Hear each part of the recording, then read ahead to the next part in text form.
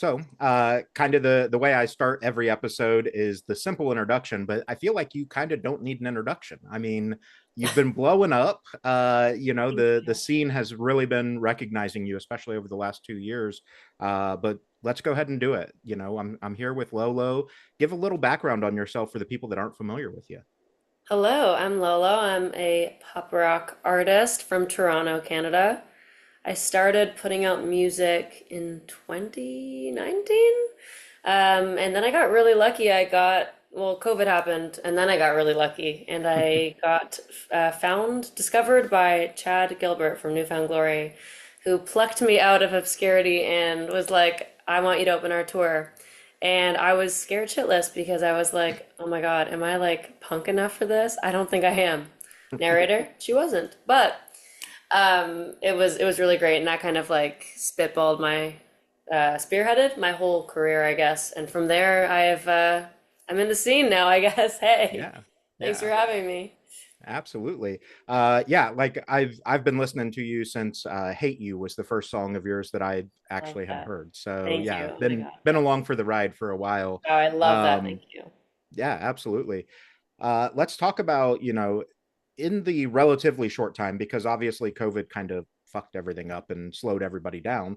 So in that relatively short time though, you've been able to work with, Newfound Glory, Simple Plan, Mariana's Trench. What's it like to be recognized so quickly by such legendary names within the scene?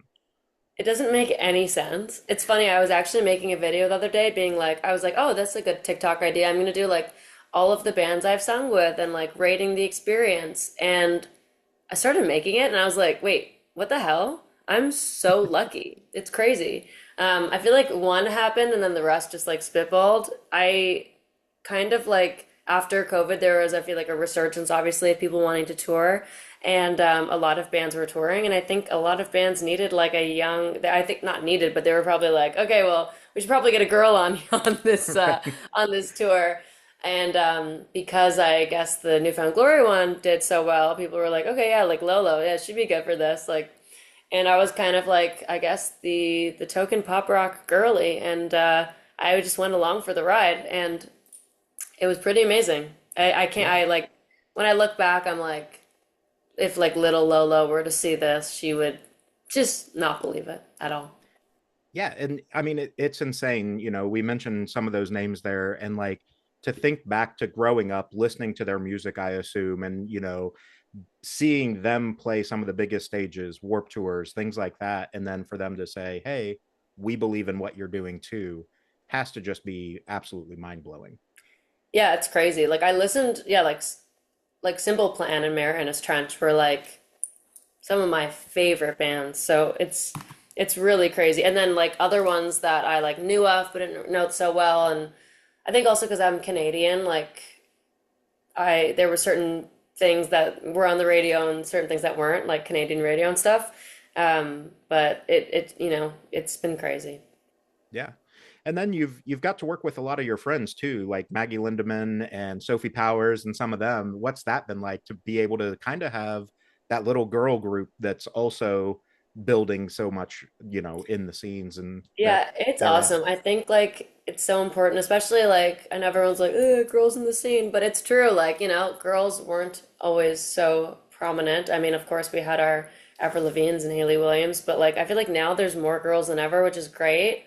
Girl power. And I think it's really nice for all of us to be like uplifting each other and being like, check out this person too. And like, if you like me, you'll probably love Taylor Acorn and, things like that. And I've been really lucky to meet a lot of like nice girls, which I think sometimes can be not always the case, but I think mostly it is the case in the scene, in this pop rock, pop punk kind of alt scene that we have going on. Yeah, it definitely feels like, I'll date myself here. I'm 40 years old, so I've seen the pop punk, scene for a long time. It feels like though, especially post COVID, that there's much less competition. It's much more about like how do we all enhance each other? For sure. I mean, I think that's the only way. Like, I don't really understand how anyone could get anywhere by being an asshole. I think like you get far by being a nice person and by uplifting, and I totally believe in good karma. I think like you put goodness out there and you will get good back. So I think people are starting to realize that if they hadn't already. Yeah. Let's dive into again kind of the insanity that is signing with Fearless Records. I mean, talk about a label that has carried some of the biggest names.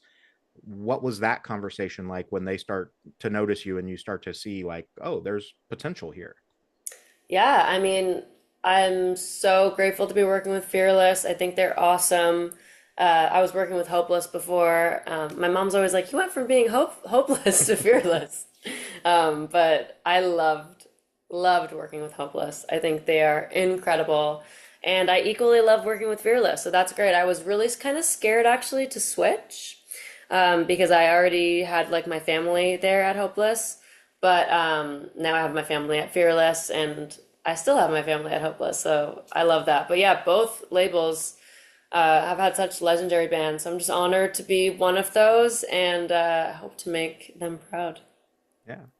Um, you know, we'll get into the album now. You've got a new album coming out, the sophomore album, which can be a pretty scary thing for an artist, right? Because it's the make or break album. God. I've got the chance to listen to it Oh, many yay. times, so big fan of what you're doing. For you Yay. though, as you put that together, is that kind of in the back of your mind that the stigma of the sophomore slump?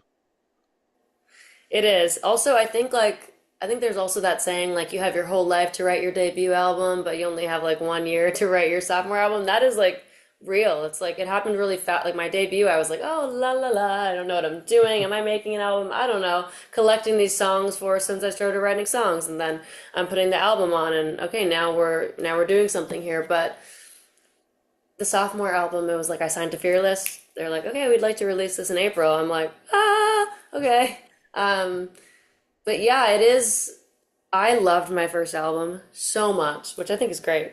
Um, and so just living up to that, I'm like, okay, how am I gonna?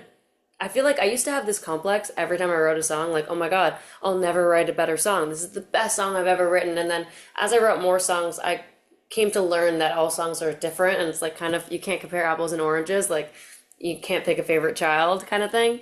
Mhm.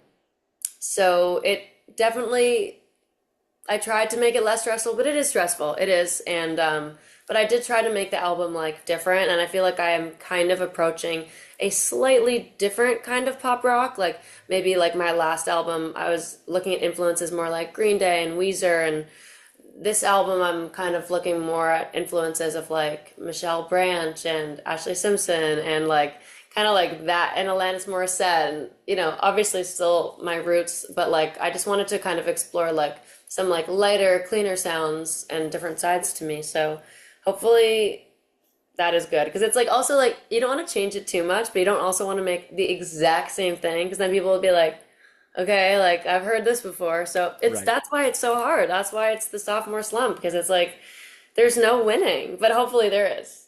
Hopefully there is Yeah. because you love it. So I I absolutely think that there's winning here, and I made some notes. Obviously, one of the songs that I think fits exactly what you just said is "Hung You Up," and I think it's one of those songs that like there's definitely influence or the sonic influence of like a Hillary Duff, an Ashley Simpson, hmm and I guess where I want to go with this is something that I find really, really fun about your music is the vulnerability that you share and kind of in a I say a weird way, but also the empowerment, allowing your fans to say like, hey, it's okay that you feel this way. It's okay that this guy broke your heart or whatever it may be. Obviously there's intentionality there, but how scary is it to be that vulnerable on an album as well? it is scary. I think now I'm really used to it. And I mean, my whole first album was literally titled like Falling for Robots and Wishing I Was One. I was like, I don't want to feel these things. Why am I feeling these things so much more, it seems, than the average Joe?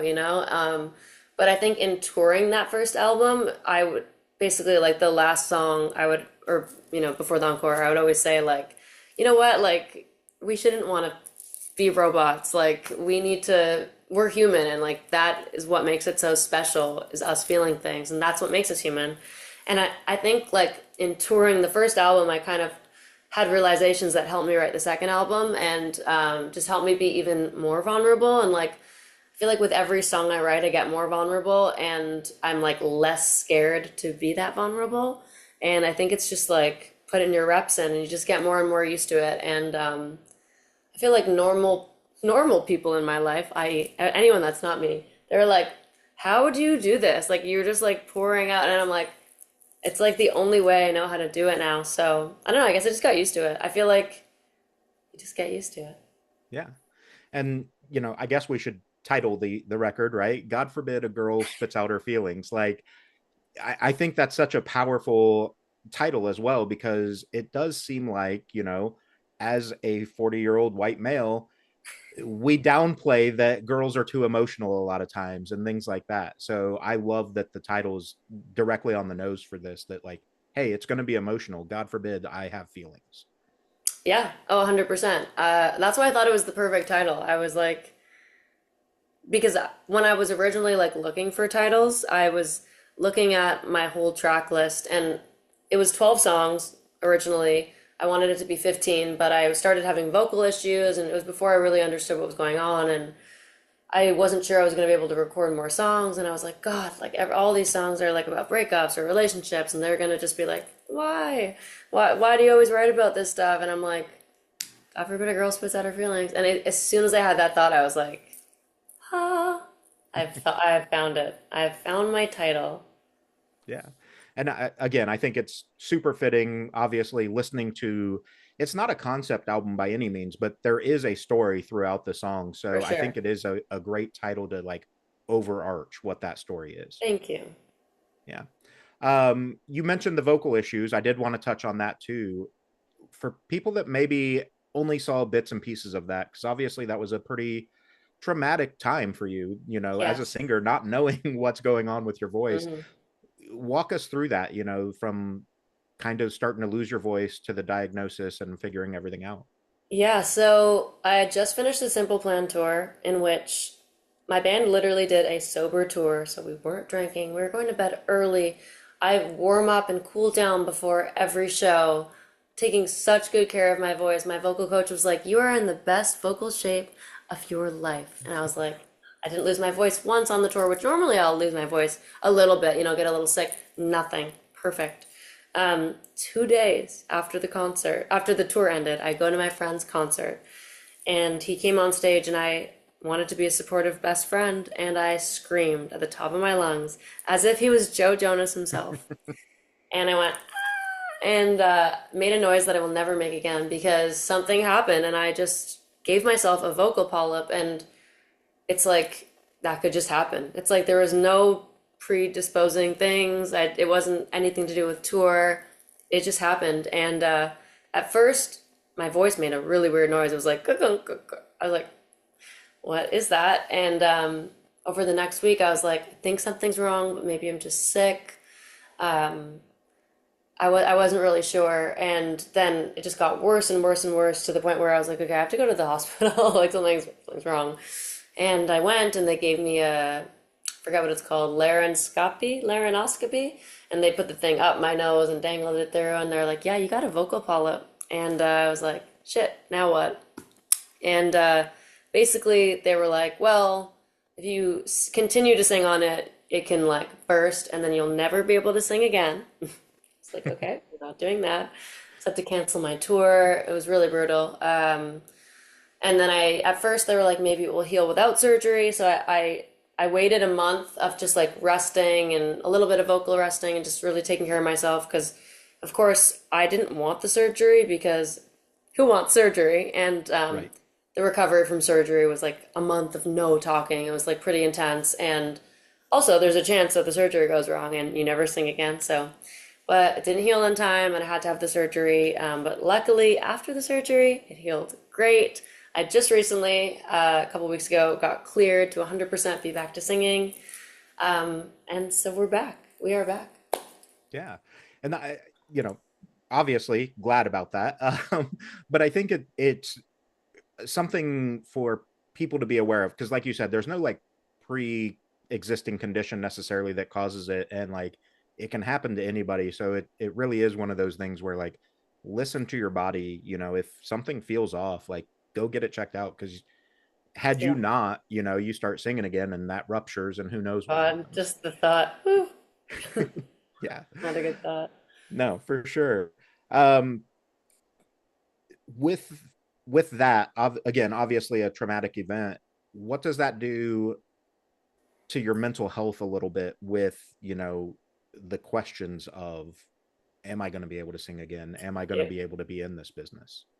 Yeah, it was really bad, honestly. I was really depressed. I did not want to cancel my tour.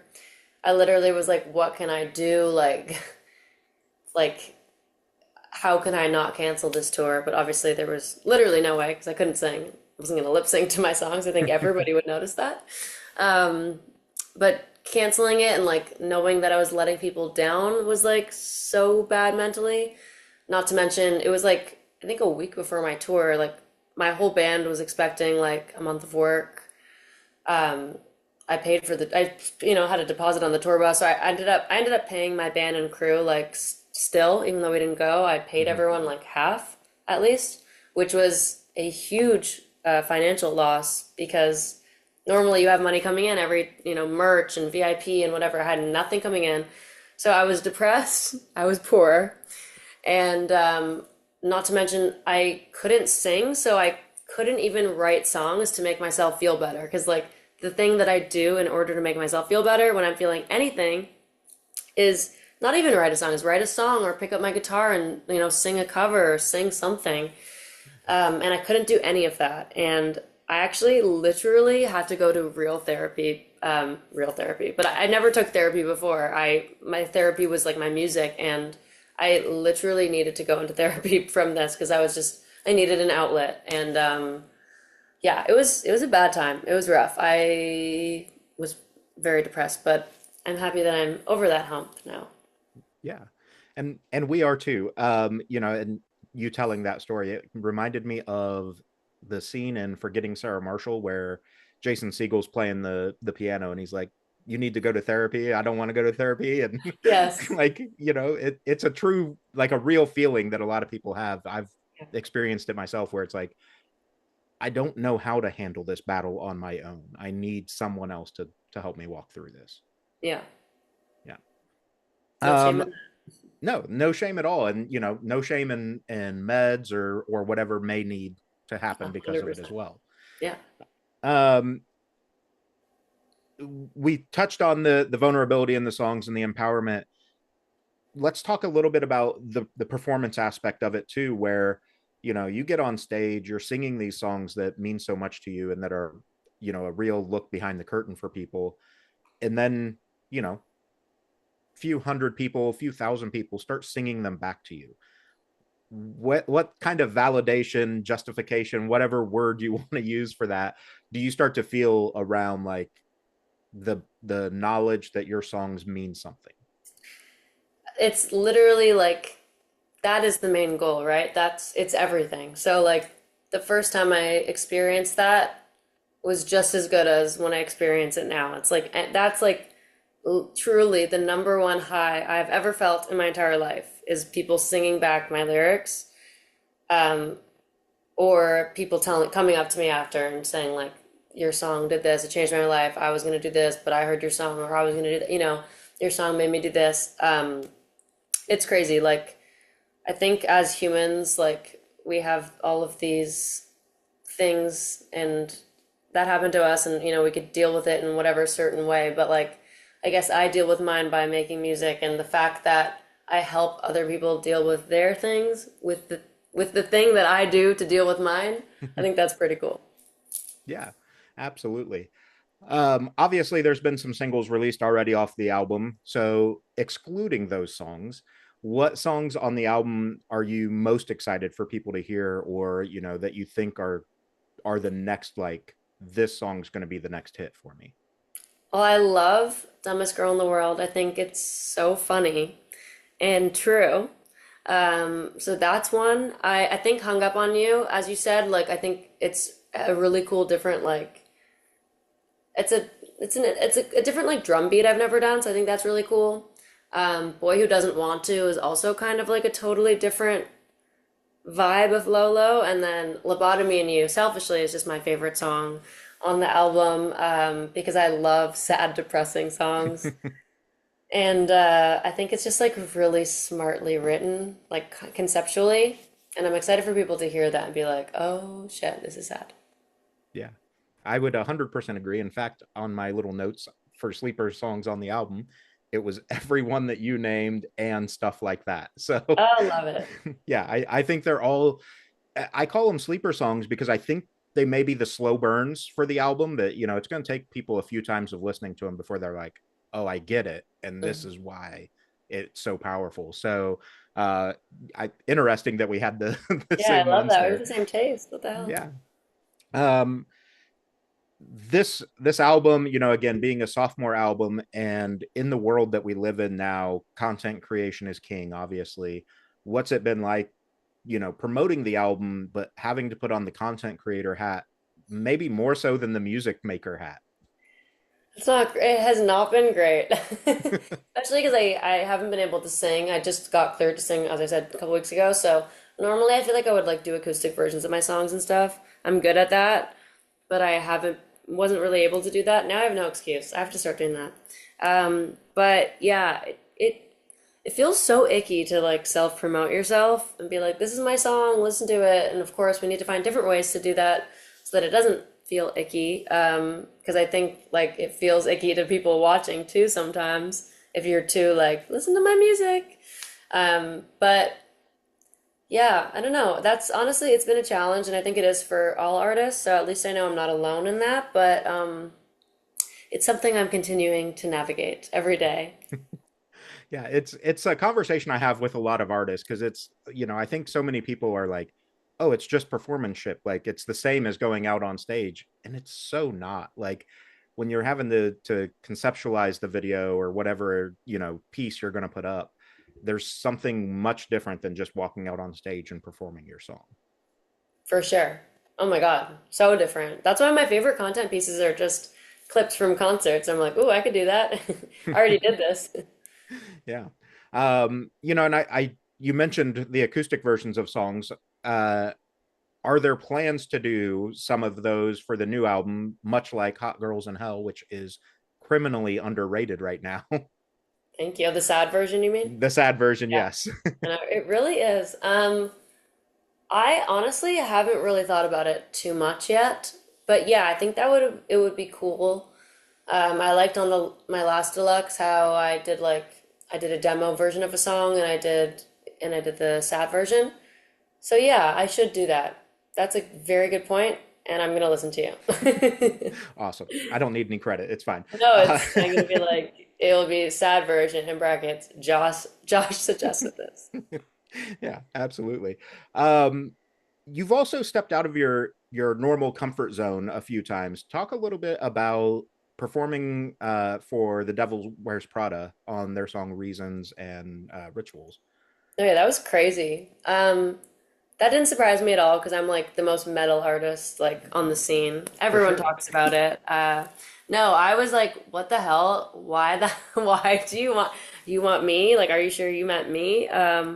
And funny enough, I recorded those vocals in my bed with just an SM7 microphone.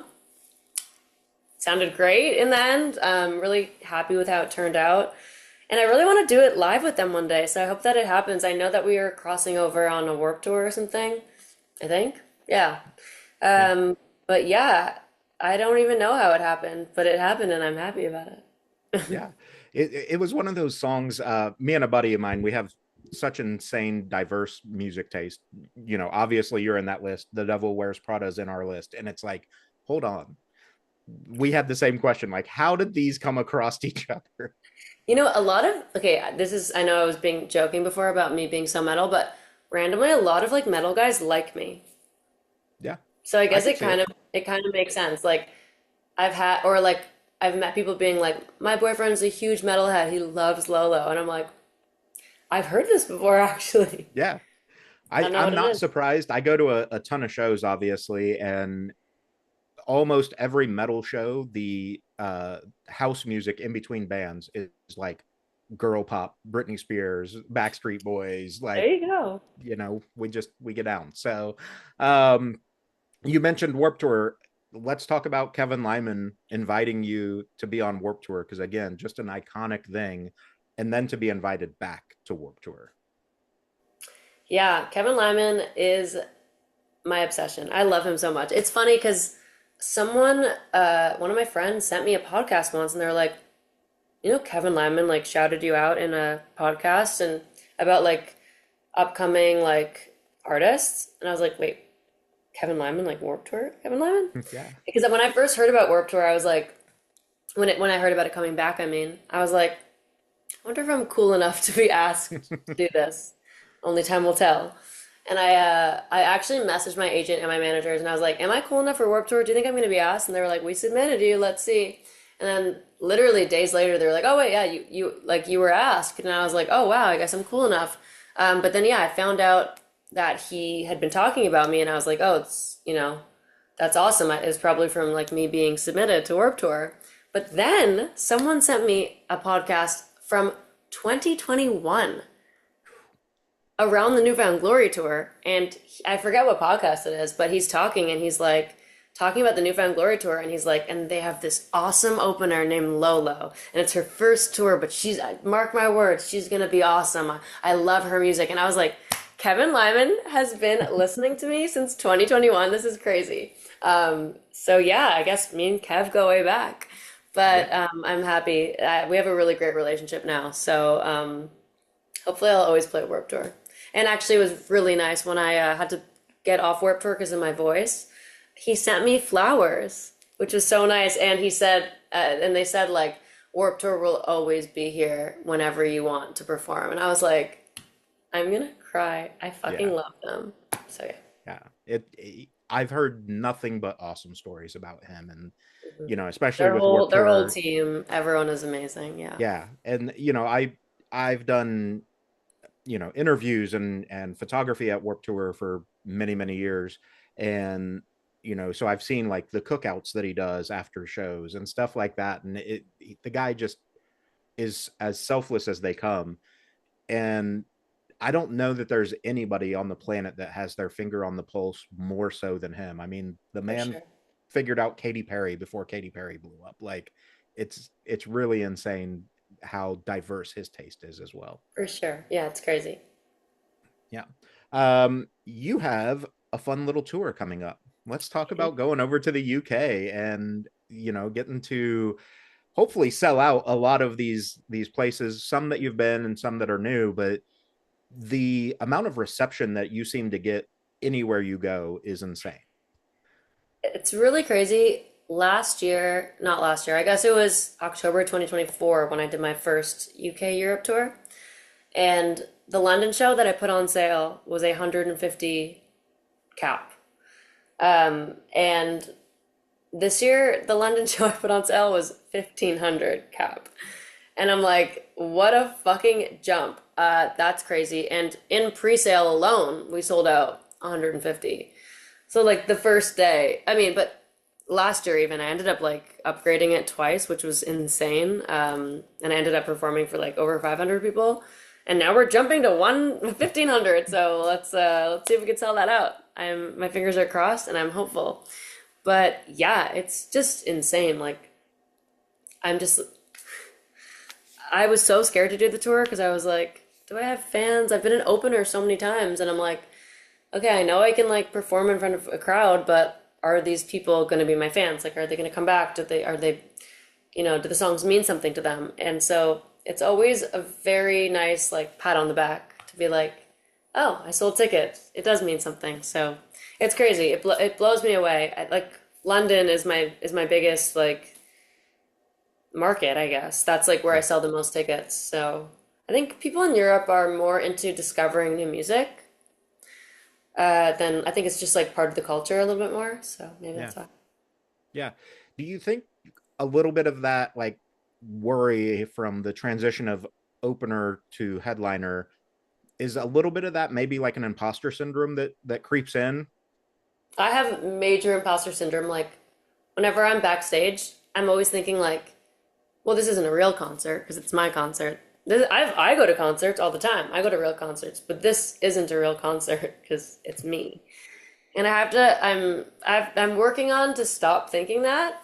But it's crazy. So like when I was touring, and like people were there, and I was like, wait, people paid to be here. This might be a real concert. Oh, hold up, wait a minute. This might be a real concert. And I'm just like, yeah, it's crazy. So I have very big imposter syndrome, like very, very big. Something I'm working on, but hopefully it goes away soon.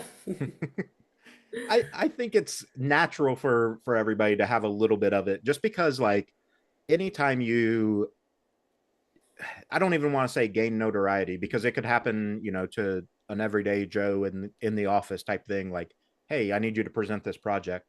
There's a little bit of that, like, am I quite good enough? I think a lot of us deal with that. But I think the interesting thing is, like, in a case like yours where you're going from opener to headliner and seeing those numbers jump, especially that much, like, obviously easier said than done, but telling your mind, like, hey, shut the fuck up, I am good enough to be here, look at all these people. Yeah, it is like it's hard to explain. It is the craziest thing. I feel like I've had so many experiences in my life where I'm like, hello, you there? Like, and or just blackout on stage. Like, anytime I sing with someone big, I pretty much like I get off stage and I'm like, was that good? And my band's like, you were there, and I'm like, I don't think I was. Like, Yeah, if it it's wasn't for video evidence you wouldn't know. yeah. The first time I ever sang with Simple Plan, full black. Actually, the first few times because they were really, really someone I was obsessed with as a child, and yeah, the first time I sang with them, I remember the whole label at Hopeless was there to watch. Well, not the whole label, but a lot of people came because they knew that was going to happen. And I remember I got off stage and I was like, "How was it? How was it?" And they were like, "What?" And then I remember watching it on Eric Tobin, shout out Eric Tobin, on his phone, and I was just like, "Wow, wow, it's amazing." And he's like, "Yeah, yeah." It was a good Yeah, time. yeah. And we've touched on them a few times now. Simple Plan, I think the other thing that we should also touch on is, they're neighbors of yours, essentially, Yeah. coming from virtually the same area, you know from a Canadian music scene standpoint. What's it like to see people like that succeed? Like, obviously Canada's a big place, don't get me wrong, very isolated in pockets of some of it, but the music scene is much different than LA, New York, Orlando, whatever. So to see people that are, from an hour drive away making these giant stages, what's that do for like inspiration, or like acknowledgement that it is possible to do something? Yeah, I mean, there's so many Canadians that end up being big over here in the States. So, like, it's definitely very encouraging. It's like, okay, well, if they could do it, I could do it. Why not? I actually, when when was it? It was sometime over COVID, before I ever was going to tour with them, or I would never even think that was a possibility. My friends got me a cameo, like, those videos you could get from like Hmm. celebrities talking, of Pierre for my birthday. And in it, he sings to me. He says happy birthday. And he says, I heard you're a Canadian pop punker too. Like, maybe one day if you work really hard, like, I can hear your music one day or something. Yeah. And I think and that always, stuck with me. And it's crazy that that happened. He heard my music and I then toured with them. So anything's possible. Yeah. Um, Correct me if I'm wrong. I feel like I just saw, maybe today, you got announced for Block Party with Beaches and Yes. Lights Lights for, yeah. for Talk about Winnipeg. that. Because, I think that's another, it's a Canadian thing, obviously, Block Mhm. Party, but Lights has blown up. Beaches are blowing up currently. What's it like to kind of, again, that girl power of, hey, we're devoting a day to to you girls. Yeah, no, it's amazing. I've been friends with the Beaches for a while now because they're also from Toronto. I love those girls. We've done a bunch of stuff together. I'm so excited to do it again. I've actually never met Lights, so I'm very excited for that. Um, yeah, I think it's just so great that we're all like Canadian girlies against the world. Like, what could be better? Yeah, absolutely.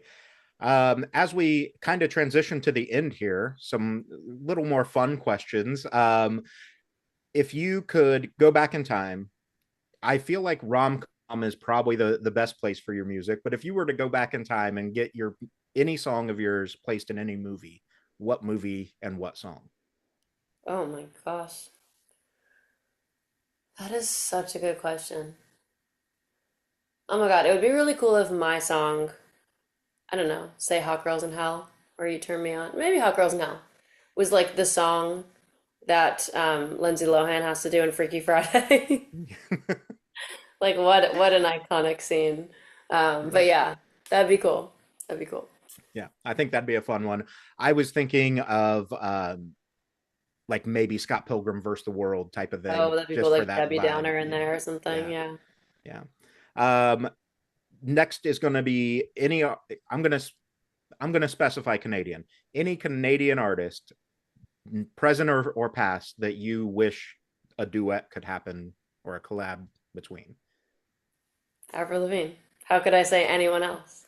I figured it was either Avril or Brian Adams. Like, Oh, I was gonna say I think the second choice because I already collabed with Simple Plan, so no yeah, hate against them, love them. The second choice would probably be Alanis Morissette. very solid choice there too. Yeah. Yeah, and I mean you're metal enough that you could probably do like Nickelback and some of those guys too. Yeah. And I'm pretty swag. I could probably do a Drake feature. There you That go. makes Yeah, sense. No, not actually. Mind you, he just did something with Julia Wolf, so yeah, it's possible. yeah, absolutely. Obviously, I'll link all your socials and stuff. I feel like TikTok and Instagram are probably the best for people to follow you. But what's the best way to interact with you to stay up to date with everything? Yeah, I mean, definitely Instagram and TikTok. My Instagram is at Lolo. My TikTok is at Lolo Pop Girl, GURL.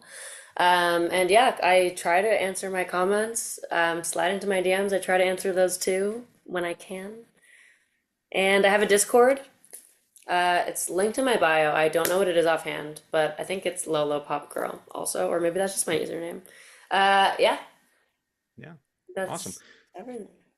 Sweet. We'll definitely make sure we put those in the description of the podcast for you Awesome. too. Um, Kind of the closing segment, if you will, is going to be just you know, promote whatever you want. We already said it's gross and cringy and kind of icky to promote yourself, but let's do it. You know, the tour, the album, everything you've got going on, which is incredible. Okay, yes. If you are in Europe or the UK, come to my tour. You won't be sorry. Come or else. Tickets are on sale now. I start tour April 24th and end May 14th. And my album, God Forbid a Girl Spits Out Her Feeling, comes out April 17th. So listen and download. Yeah, awesome. And real quick to backtrack, I guess you are giving away a meet and greet too for one of your UK shows, aren't you? Oh, well, I'm giving away actually, I'm working with this really cool company called Fandium. And basically, it's like you can donate to win. So, like, I think the least amount that you can donate is 20 or 25.